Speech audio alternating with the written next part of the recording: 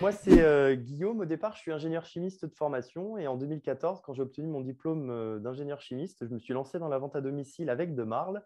Et depuis 2 ans, je suis également chez Allclad et depuis un an chez Thermomix. Et du coup, moi, ce qui m'anime dans mon activité, c'est de donner aux gens davantage les rênes de leur alimentation, pouvoir permettre à chacun de faire un maximum de faits maison et d'éviter d'avoir recours à tout ce qui est produits industriels. Donc, en parallèle de tout ça, j'ai ma micro-entreprise qui s'appelle du Fun au fourneau et je donne des cours de cuisine et de pâtisserie en français, en anglais, en physique, en virtuel pour les entreprises, pour les particuliers. Donc vraiment, l'animation culinaire sous tous ses aspects. Donc ce soir, ce qui va nous intéresser principalement, ça va être le Thermomix, donc le TM6, que vous connaissez, j'imagine déjà. Et là, nous, ce qui va nous intéresser, c'est la pâte feuilletée. Est-ce que vous avez déjà réalisé une pâte feuilletée maison? Non, non, on les a Alors, pas chers. là, vous allez avoir Oui. une pâte feuilletée avec du bon beurre maison et prête en moins de 10 minutes. Donc là, Alors, donc, hop, pas de feuilleté, il me met son gluten. Mais oui, il fallait pas mettre dans les collections, il fallait sortir des collections. Donc, il fallait oui, aller exactement. Il faut sortir des collections et j'ai pris pâte feuilletée express, 200 grammes de farine. Je vais rajouter 90 grammes il d'eau y a un peu froide. plus de. Il y a un peu plus.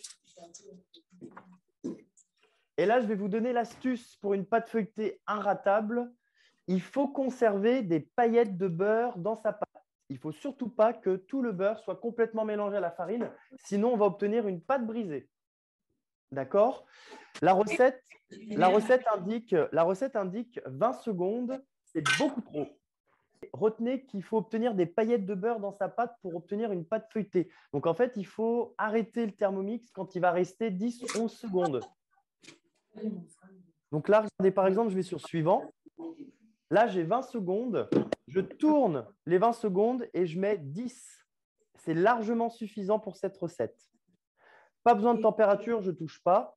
Et là, ici, vous avez vu, au niveau du sélecteur, j'ai la petite partie ici qui est sélectionnée. Donc là, je vais tourner, je dois être sur la vitesse 6.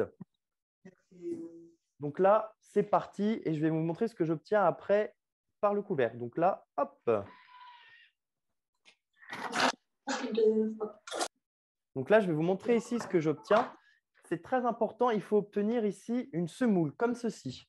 D'accord. Retirer ici. Il faut obtenir ça. Il faut obtenir en fait une sorte Ouais, de ok. semoule. Et il ne faut surtout pas obtenir une pâte trop molle et trop homogène. On a notre semoule. Maintenant, vous allez verser ça sur une toile siliconée et on va venir agglomérer ça en une seule et même boule.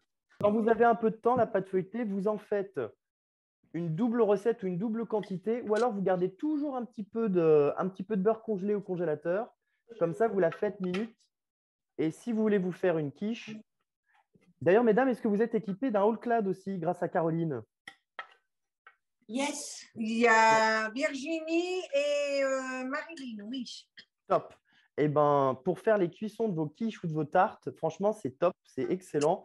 La semaine dernière, en vidéo live, j'ai fait des petits feuilletés aux pommes avec une pâte feuilletée Thermomix. Et franchement, c'était extra. Oui. Donc là, vous avez vu, j'obtiens mon tas à base de paillettes de beurre. J'obtiens ma petite semoule et là, je vais venir l'agglomérer. Je vais prendre un petit peu de farine à portée de main. On va venir fleurer notre plan de travail. Et là, c'est vraiment très important de ne pas trop mixer la pâte et de ne pas trop la travailler pour vraiment pouvoir avoir un joli feuilletage qui soit sympathique. Et on va profiter du fait que notre beurre soit froid et que notre pâte soit encore froide pour venir l'abaisser. Donc là, je prends un tout petit peu de hauteur. Je prends mon rouleau à pâtisserie. D'accord? Et là, je viens appuyer comme ceci. Et là, je vais commencer à l'abaisser. Et vous allez voir qu'on aperçoit les paillettes de beurre dans la pâte. C'est très important, c'est le fait d'avoir ces paillettes de beurre, en fait, ça va venir faire comme si on avait réalisé une pâte feuilletée classique avec une détrempe. Donc là, on va venir l'abaisser comme un petit rectangle. Et là, on va venir réaliser 4 tours simples. Et vous allez voir que quand vous aurez goûté à cette pâte feuilletée, franchement, on n'a plus envie de manger celle du commerce. Même si elle n'est pas chère, on n'a plus du tout envie d'avoir ce goût industriel en bouche. Donc là, vous pouvez vous munir d'un pinceau et vous allez enlever l'excès de farine pour que ça ne vienne pas saturer notre pâte feuilletée. Un petit coup de pinceau, hop, j'enlève ici à l'intérieur ma farine et on aperçoit bien les petites paillettes de beurre à l'intérieur. C'est vraiment pour ça qu'il ne faut pas aller jusqu'à 20 secondes parce que sinon, on obtient une pâte brisée. Là, on va avoir un tiers, je visualise à peu près un tiers. Je prends ma pâte en bas, je rabats le tiers inférieur, je le remonte, j'enlève à nouveau l'excès de farine. Et là, je vais cette fois-ci rabattre le tiers supérieur de sorte à ce que celui-ci arrive bien. Hop. D'accord, on va le mettre à chaque fois. D'accord. J'enlève à nouveau l'excès de farine. Et là, je fais un quart de tour vers la droite. Et là, j'ai réalisé un tour. Et en fait, on doit réaliser cette étape 4 fois en tout. Donc là, en fait, il me reste à le réaliser encore 3 fois. Comme notre beurre est congelé, que notre pâte est très froide, on peut enchaîner les tours sans faire de repos entre. Ce qui est super pratique. Et là, je vais vous donner aussi une petite astuce. Enfin, on le fera sur le dernier. Là, j'ai à nouveau abaissé ma pâte. Je recommence avec un tiers. J'enlève à nouveau l'excès de farine. Et avec ça, vous allez pouvoir réaliser vos quiches et vos tartes dans le haut clad ou tout simplement des petits feuilletés pour l'apéritif.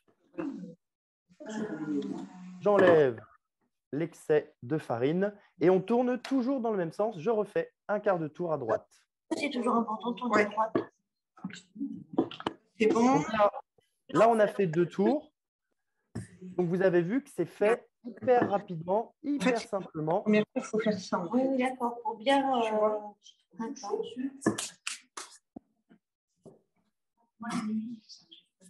Et on voit encore les paillettes. Et on voit encore les paillettes de beurre. Et on doit toujours les voir. Parce qu'en fait, c'est ces paillettes de beurre-là qui vont faire en sorte que le feuilletage se forme. Donc là, je réalise mon 3e tour. Je On n'est pas rabats. encore au 3e tour. Pas de panique. Prenez votre temps. On a largement le temps devant nous. Et là, je vais venir l'abaisser pour la 4e fois. Et c'est là que je vais vous donner une petite astuce pour obtenir une pâte qui est parfaitement rectangulaire. Et là, ce qu'on va faire pour le 4e, je vais prendre une planche à découper et je vais venir enlever la pointe pour obtenir quelque chose qui va être bien droit. Et là, si vous regardez ici, on commence à voir nos feuillets. Vous avez vu? Ah oui. On les distingue. Et franchement, ça, c'est quand même une pâte feuilletée de qualité. Donc là, la pointe que j'ai découpée, je la mets au milieu. D'accord? Je fais la même chose avec la pointe du haut. Et là, en fait, ça va vous permettre d'égaliser votre pâte feuilletée. Et au moment de l'abaisser, quand vous allez l'utiliser, ça vous permettra d'avoir une pâte parfaitement rectangulaire. Même chose pour ce morceau-ci. Je viens le positionner au centre, à l'intérieur, bien perpendiculaire ensuite au sens de mes feuillets. Et je vais refaire comme tout à l'heure. Je rabats le tiers inférieur. J'enlève l'excès de farine et je viens positionner à nouveau par-dessus pour terminer mon 4e tour. Alors là, vous allez faire le pliage, mais vous n'allez pas la baisser. Vous allez la filmer et là, votre pâte feuilletée est prête. Donc, soit vous la congelez comme ceci pour en avoir une d'avance sous la main, soit vous la gardez, allez, 3 jours maximum au frigo. Oui, moi, j'ai toujours 3 plaquettes de beurre au congélateur parce que souvent, j'achète quand il y a des offres. Comme ça, je fais des économies sur le coût de revient du beurre. Et puis, quand j'ai besoin de mixer pour faire, comme aujourd'hui, une pâte feuilletée, je n'ai plus qu'à aller me servir. Je découpe les gros morceaux de ma tablette congelée et c'est tout bon. Alors, est-ce que vous avez appris des petites choses sur la pâte feuilletée? Mesdames, est-ce que ça vous donnera envie d'essayer avec votre Thermomix et aussi avec l'e-cooking? Ça marchera pareil. Hein. Ben oui, en fait, c'était pas si compliqué que ça. Ben non. Voilà. Et bien ça, vous avez vu, c'est mon boulot. Et là, avoir Marilyn travailler, ça va, elle n'est pas en sueur, ça va. Et bien ça, c'est mon boulot. Donc, en fait, animateur culinaire, en fait, ça permet de dédramatiser la cuisine, les ingrédients, les techniques et les recettes. Et bien souvent, quand je montre des petites choses comme ça, j'entends « Ah ouais, en fait, c'est que ça ». Et c'est la même chose pour le caramel, pour la pâte à choux, la pâte feuilletée, etc., etc. Je vais retourner sur Cookie Dough. Je vais même aller prendre… Donc là, si vous voulez faire les curieuses, vous pouvez voir les dernières recettes que j'ai cuisinées sur mon Thermomix. J'ai fait une tapenade d'olive noire et au pruneau qui est vraiment top, qui est hyper originale et qui est sans anchois. Je déteste les tapenades avec anchois. Et là, celle-ci, elle est hyper originale parce que olive noire et pruneau, ça va super bien ensemble. Alors, il faut aimer le sucré salé, mais franchement, pour l'apéro, ça ira bien. Par exemple, avec des petites lamelles de pâte feuilletée, ça va super bien ensemble pour l'apéro. La potée au chou et saucisse de morteau, ça, c'est une cuisson 4 étages que j'aime bien. Avec une saucisse de morteau, il y a des patates qui cuisent dans le varoma, il y a du chou qui cuit dans le panier vapeur, et puis on va avoir une petite sauce en bas avec des échalotes et un bouillon cube qui est très bonne. On a la cuisson du riz basmati toute seule, une sauce tomate, une soupe de poireaux, toc, toc, toc. Et le jambalaya, il est là. Voilà le jambalaya. Alors, on va prendre celle-ci et je vais vous attendre ici.